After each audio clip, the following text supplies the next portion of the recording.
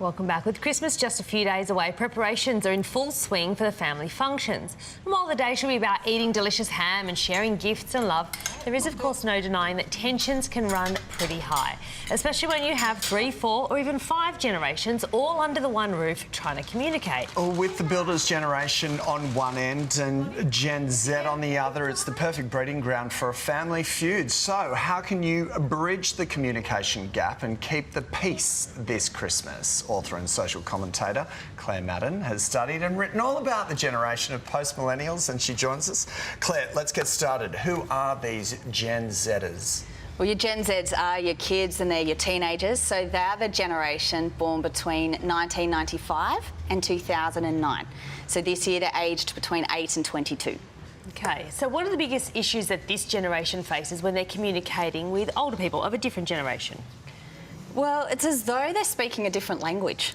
It's not just the cool words they use, like, you know, sebs and lit and salty and savage, all those words they've made up, but it's just the communication platforms they have used to communicate have shaped their own dialect.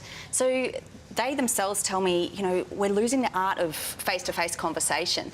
And a girl, Jess, born in 1999, she said the greatest concern about her generation is they don't know how to interact socially, and they just get out their phones and connect on Instagram, but don't know how to do this with each other or with everyone. Well, with everyone, and so that is where you can get this, I guess, challenge in communicating across generations in a multi-generational family setting. Yeah, but whose responsibility is it to improve the communication? Is it the kids or is it people our age? Because I know if I say something like lols, my kids are only going to think that I'm a bigger loser.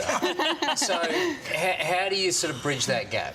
Right, I don't think you need to use their words to be cool with them. Right, okay. Yeah, but definitely it does take both generations, or all generations, working together to try and understand the perspectives and what really engages them. So taking the time to learn from them, as well as obviously Gen Zs have a lot to learn from older generations. Well, to actually ask them genuine questions That's that you right. want to know the answer to. And find out what's going on in their world. Like, what are you doing on your phone for But you so know when many they hours? always say, like, nothing, I'm not doing anything, nothing. Yeah. Like that. Yeah. So then how do you get under that? Yeah, you've got to probably, you know, keep trying to engage beyond the nothing answer. Yeah. So tell me about the apps that you're using, or, you know, what do you even do on Snapchat? Or, like, what is, Tell me about Kim they can teach you. Kardashian's day. I'm really interested. What filter should I use? Yeah, what filter should I use? Yeah, get involved with what they're doing online, and they'll probably want to include you. Show you heaps of cool stuff. Yeah, exactly. And your research also uncovered that they actually do like family time and hanging out. Yeah, they really do. And a report by Mission Australia showed that 81% of young people say their family relationships are extremely or very important to them. So as I was researching young people, they were saying the same thing. A young guy, Oliver, born in 2002, said, yeah, my parents, they provide emotional stability. They are the ones I can talk to about anything that's going on. And many kids echoed that. And so whilst they might give you the, oh, nothing, and, you know, disconnected answers at times, they are longing for what hugs. they can... They're longing for hugs. Bit of a cuddle. For affection. Yeah. For family to be a place where they belong, and that teaches them values and morals, and that they can really feel safe and secure, so they can launch the rest of their life from that place. Nice. Nice to All know. is not lost. It's All is great. not It's lost. good. Yeah. Now, no denying, of course, that generations that spend a lot of time on their phones. But to be fair, I think a lot of us do. Should we ban it at Christmas? Yeah, I do. Yeah, okay, guilty. Yeah, should we? I don't know that it's about banning it, but I think it's about creating the culture of how and when we use them.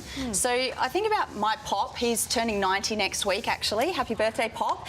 But he will even use his iPhone and his iPad to take photos of the family and probably post them on his Facebook account. So if we're using phones to build relationships rather than block relationships, because we can also use them in a negative way where we don't want to talk to each other, so we just pull out the phone and, you know, look. And so as long as we're using them to celebrate, mark the moment, but not let them get in the way of real conversation. Good one. Terrific. Thank you, Claire, so Thanks, much. Claire. To find out more, you can pick up a copy of Claire Madden's latest book. It's called Gen Z, Engaging the Generation of Post-Millennials. All right, stick around, all your 7 News headlines are coming up next.